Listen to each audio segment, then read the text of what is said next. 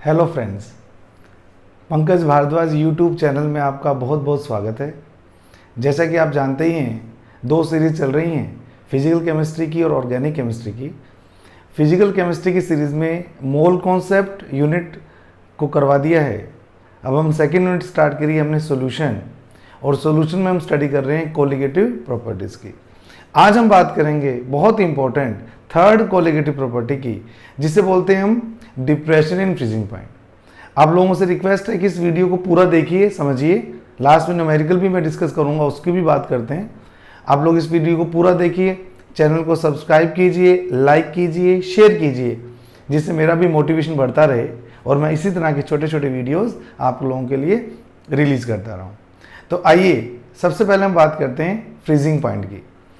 Freezing point is that temperature at which vapour pressure of liquid and solid both phases becomes equal at solid liquid equilibrium.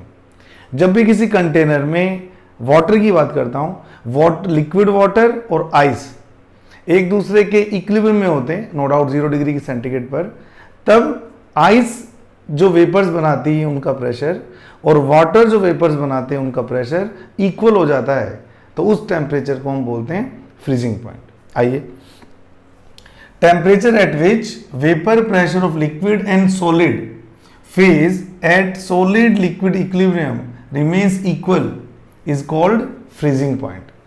Freezing point पर जैसे कि आप देख पा रहे हैं, ये लिक्विड वाटर के लिए है लाइन कर्व और ये सॉलिड वाटर के लिए कर्व है।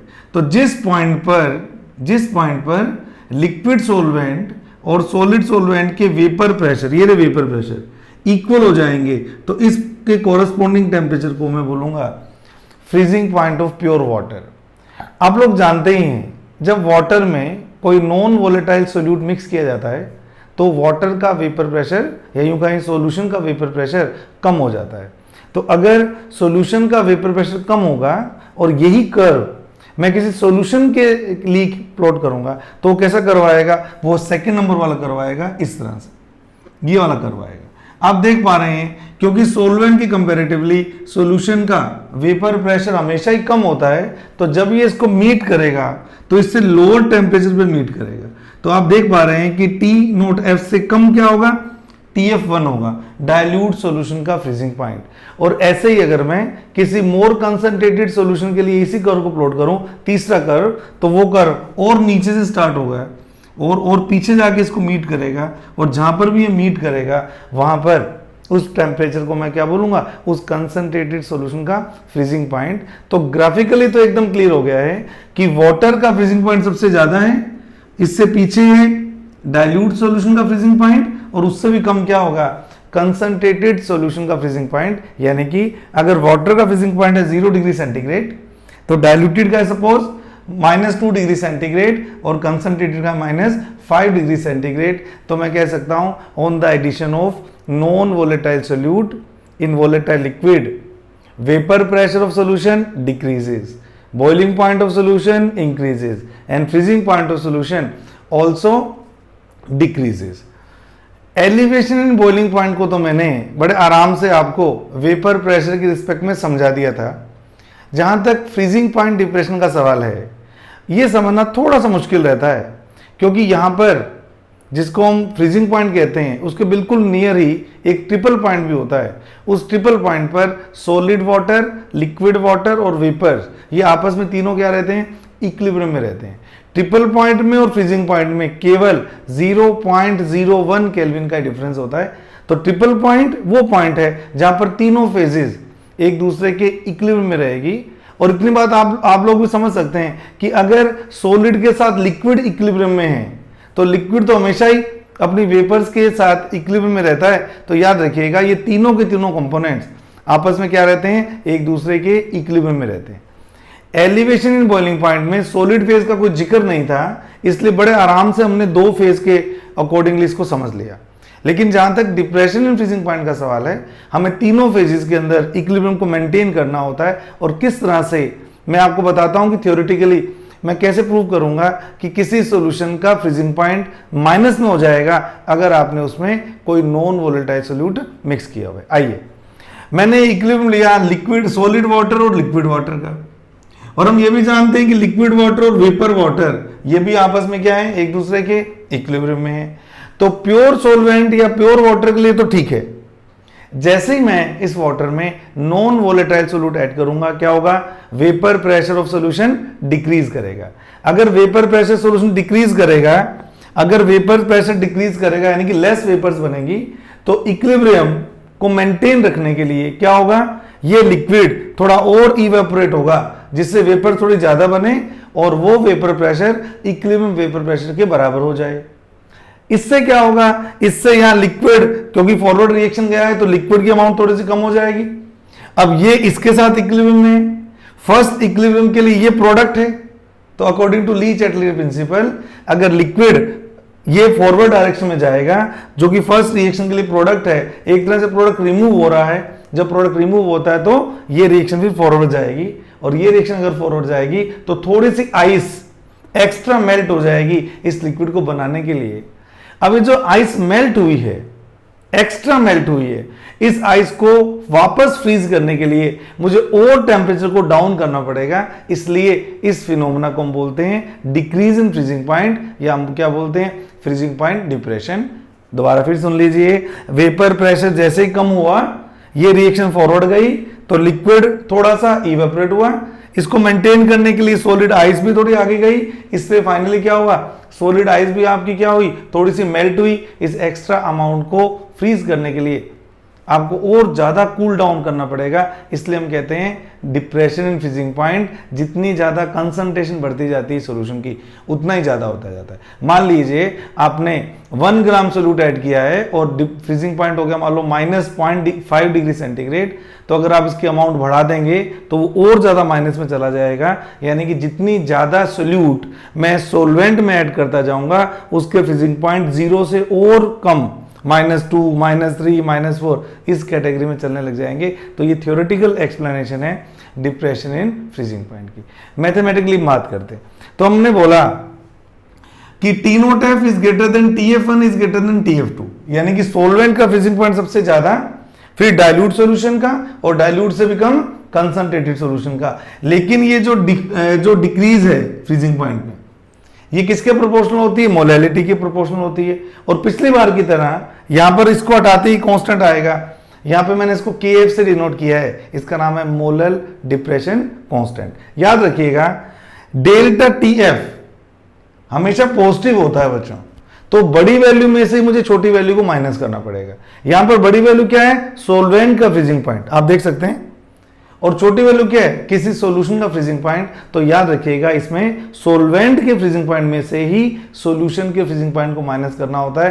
पिछले वीडियो में आपने देखा था जब मैंने डेल्टा T भी लिखा था तो वहां सॉल्यूशन के बॉइलिंग पॉइंट में से मैंने सोलवेंट के बॉइलिंग पॉइंट को माइनस किया था। तो ये चीज आपको याद रखनी है कि जब भी हमें डेल्टा TF की बात करनी पड़ेगी तो मैं क्या करूंगा, T0F माइनस TF1 करूंगा, ये लिखा हुआ है यहां पर, सोलवेंट के फ्रीजिंग पॉइंट में से सॉल्यूशन के फ्रीजिंग पॉइंट को माइनस करूंगा।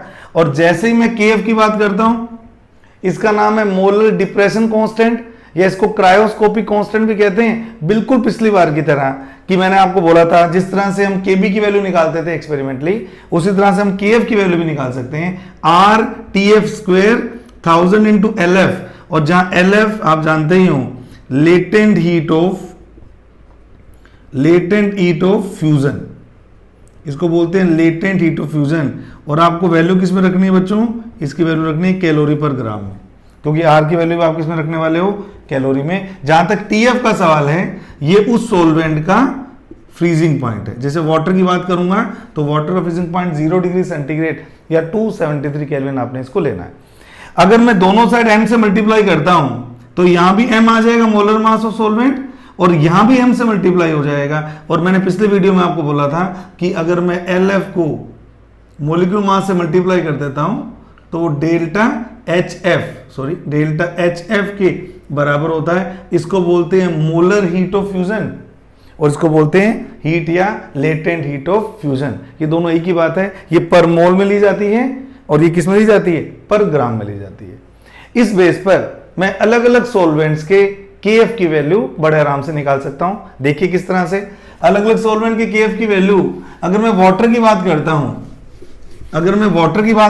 तो वाटर का KF तो हम निकाल सकते हैं, क्योंकि वाटर की लेटेंट हीट ऑफ फ्यूजन हमें पता होती। तो जैसे अगर मैं वाटर की निकालना चाहूंगा, मैंने आपको बोला KF is equal to RTF square upon 1000 LF। तो आप जानते ही हो R की वैल्यू कैलोरी में 2 ले रहा हूं, वाटर का फ्रीजिंग पॉइंट केल्विन में 273 होता है का square upon 1000 multiply by water की जो हीट ऑफ फ्यूजन होती है वो होती है 80 कैलोरी पर ग्राम। तो इस पूरी वैल्यू को जब मैं पुट करता हूं और सोल्व करने पर मेरी वैल्यू आती है वाटर के लिए 1.86 केल्विन पर मोलल। इस तरह से मैं वाटर के KF की वैल्यू निकाल सकता हूं। कुछ सॉल्वेंट के KF मैंने यहां लिख भी रखे हैं। वाटर का 1.86 होता है, बेंजीन का 5.12 होता है और इथेनॉल का KF 1.99 केल्विन पर मोलर होता है। जहां तक डिप्रेशन इन फ्रीजिंग पॉइंट का सवाल है, हम इसको यूज करके कुछ एप्लीकेशंस भी इसकी हम पढ़ सकते हैं। पहला, कार के रेडिएटर में अगर मैं वाटर के अंदर एक एंटी फ्रीज एजेंट मिला दूं, और मोस्टली यूज जो एंटी फ्रीज एजेंट होता है, एंटी फ्रीजिंग एजेंट होता है, वो होता है इथाइलिन ग्लाइकोल। इसका नाम है इथाइलिन ग्लाइकोल। तो जितना ज्यादा मैं इथाइलिन ग्लाइकोल मिला दूंगा, एक तरह से सोल्यूट मान लीजिए, उतना ही वाटर का फ्रीजिंग पॉइंट ज्यादा डिप्रेस होगा। फ्रीजिंग पॉइंट डिप्रेशन ज्यादा होने पर वही वाटर जो पहले 0 डिग्री पर फ्रीज होता था, वही वाटर अब -5 डिग्री, -6 डिग्री, -7 डिग्री में फ्रीज होगा। इससे बेनिफिट क्या होगा? कार के रेडिएटर का पानी जमेगा नहीं। तो जिन कंट्रीज में बहुत ज्यादा बर्फ पड़ती है, सर्दी पड़ती है, वहां पर भी कार बड़े आराम से चल पाएगी। तो एंटी फ्रीज एजेंट की फॉर्म में इथाइलिन ग्लाइकोल का हम यूज करते हैं। ऐसी कंट्रीज में जहां पर 12 महीने बर्फ गिरती रहती है, ट्रॉपिकल एरियाज हैं, साइबेरिया के साइड के एरियाज हैं, तो वहां पर भी हम डिप्रेशन फ्रीजिंग पॉइंट को यूज करते हैं। वहां की गवर्नमेंट कंटिन्यूअसली उनकी रोड्स के ऊपर स्प्रे करती रहती है, छिड़काव करती रहती है ऐसे कंसंट्रेटेड सॉल्यूशंस का, जो या तो ब्राइन सॉल्यूशन हो सकता है, या कैल्शियम क्लोराइड का सॉल्यूशन हो सकता है, या मैग्नीशियम क्लोराइड का सॉल्यूशन हो सकता है। इससे क्या होता है? इससे जो रोड्स हैं उनके अंदर जो सॉल्यूशन गिरेगा, उसका डिप्रेशन फ्रीजिंग पॉइंट बहुत ज्यादा नेगेटिव होने के कारण, मान लीजिए किसी का डिप्रेशन फ्रीजिंग पॉइंट है 5 डिग्री, यानी कि वहां की जो पानी है वहां का, उसके कॉन्टेक्ट का, वो -5 डिग्री पर जमेगा। तो 0 डिग्री पर या -1, -2, -3 पर उनकी जो रोड्स रहेंगी वो क्लियर रहेंगी, क्योंकि -5 डिग्री के लो से ज्यादा टेम्परेचर पर आइस जमेगी ही नहीं। तो ये 2 एप्लीकेशंस हैं जो हम डिप्रेशन इन फ्रीजिंग पॉइंट को ध्यान में रखकर यूज कर सकते हैं। आइए अब एक तो न्यूमेरिकल्स की बात करते हैं कि किस तरह के क्वेश्चंस आपसे पूछे जा सकते हैं जब हम डिप्रेशन इन फ्रीजिंग पॉइंट की बात करेंगे। तो सबसे पहले फर्स्ट क्वेश्चन की बात कर रहा हूं। क्या बोला इसने? ये बोल रहा है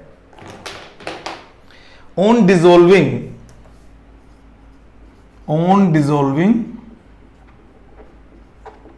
0.25 ग्राम of a non-volatile solute in 30 ml benzene, यहां सोलवेंट दिया बेंजीन, जिसकी डेंसिटी दे रखी है बच्चों 0.8 ग्राम पर millilitre. its freezing point get lowered by 0.4 degree centigrade. Then find molecular weight of non-volatile solute का मोलिकुलर वेट निकालो। और बेंजीन के लिए KF की वैल्यू ऐसे तो आपको बताइए 5.12 केल्विन पर मोल। तो आपको ये क्वेश्चन दिया है और आपको चेक करना है कि जो सोल्यूट आपने ऐड किया है उसका मोलिक्यूलर मास कितना है। तो बच्चों हम जानते हैं delta TF is what? KF into molality. ठीक है, तो डेल्टा TF क्या हो गया? कितना लो कर दिया उसने फ्रीजिंग पॉइंट को, इसने दे ही दिया 0.4 डिग्री सेंटीग्रेड लो कर दिया। तो ये हो गया 0.4। KF की वैल्यू बेंजीन के लिए 5.12 है। अब मोलैलिटी क्या होती है, mass of solute 0.25, GMM of solute into 1000 upon mass of सोल्वेंट मुझे चाहिए। हम जानते ही हैं बेंजीन एक लिक्विड होती है, तो ये अगर बेंजीन का वॉल्यूम है और ये अगर डेंसिटी है, तो मास अगर मुझे निकालना होगा बेंजीन का, अगर मुझे बेंजीन का मास निकालना होगा तो कितना होगा 30 इंटू 0.8, तो 24 gram is the mass of benzene. तो 24 ग्राम यहां मैं पुट कर रहा हूं। इस तरह से अगर मैं कैलकुलेट करता हूं इस पूरे मामले को, तो क्या होता है, इसको सोल्व करने पर यह आता है MA is equal to, calculate करेंगे तो क्या आएगा, तो ये हो जाएगा 5.12 इंटू 250 अपॉन 0.4 इंटू 24। और इसको जब हम सोल्व करेंगे तो अप्रोक्सीमेटली ये मोलिक्यूल मास आता है 133.3। तो डिप्रेशन फ्रीजिंग पॉइंट को यूज करके हम इस तरह से किसी भी सब्सटेंस का मोलिक्यूलर मास या उससे उसके सॉल्यूशन का फ्रीजिंग पॉइंट निकाल सकते हैं।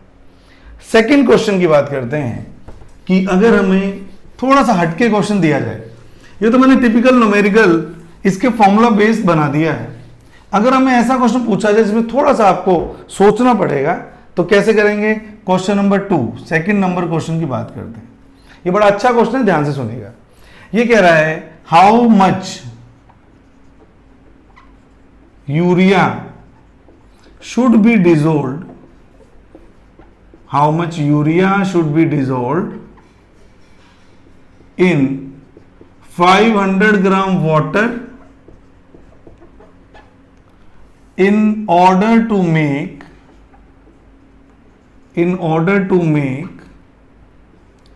a solution having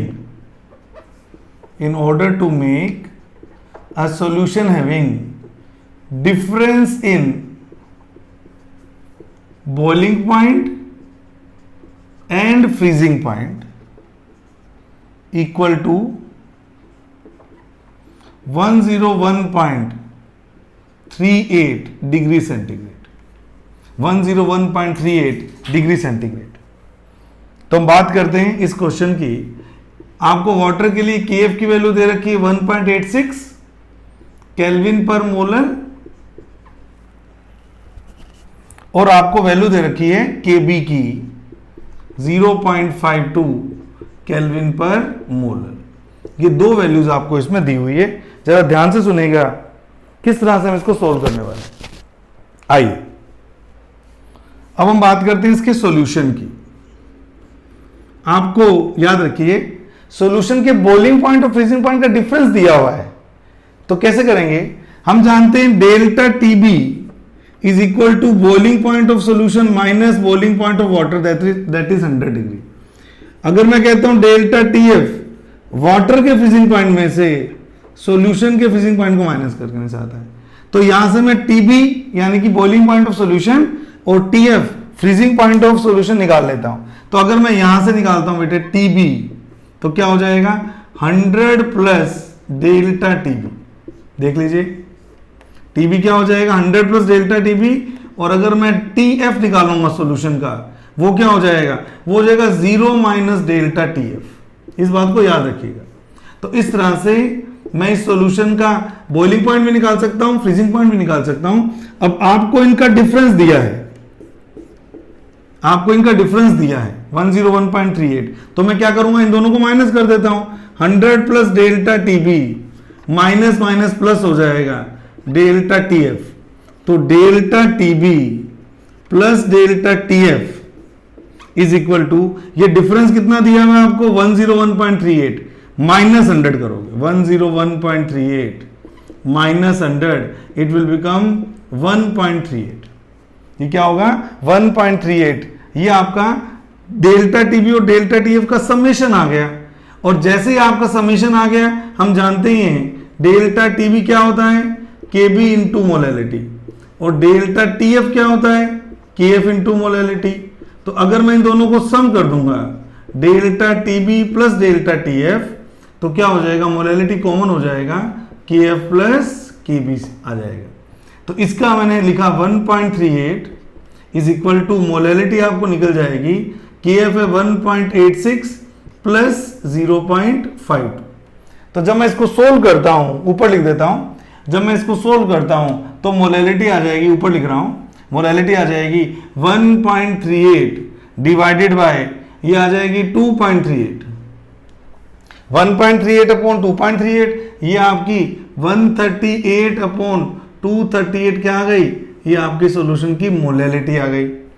और जब मोलैलिटी आ गई तो इसका मतलब आप लोग जानते ही हैं, मोलैलिटी क्या होती है, मोलैलिटी होती है number of moles of solute upon mass of solvent in grams. तो क्या करूंगा, तो नंबर ऑफ मोल्स आपसे पूछे हैं, तो नंबर ऑफ मोल्स हो जाएंगे m into W B in kilograms. तो नंबर ऑफ मोल्स हो जाएंगे 138 upon 238 multiply by W B कितना दिया आपको केजी में 0.5। तो इसको जब आप सोल्व करोगे 138 अपॉन 238 इंटू 0.5, और जब आपको मास निकालना होगा तो 138 इंटू 0.5 अपॉन 238, और आपको दिया यूरिया है तो आपको 60 से मल्टीप्लाई करके बड़े आराम से हम इस सोल्यूट की अमाउंट निकाल सकते हैं इजीली। तो ये हमने बात की डिप्रेशन इन फ्रीजिंग पॉइंट की, उसकी एप्लीकेशंस की और उसके न्यूमेरिकल्स की। नेक्स्ट लेक्चर में हम बात करने वाले हैं ऑस्मोटिक प्रेशर की, जो कि लास्ट कोलिगेटिव प्रॉपर्टी है। आप सभी कोलिगेटिव प्रॉपर्टीज की स्टडी कीजिए और इसके न्यूमेरिकल अच्छे से कीजिए। कोई डाउट हो तो आप मुझको यूट्यूब पे उसको डाल के पूछ सकते हैं। Thank you so much.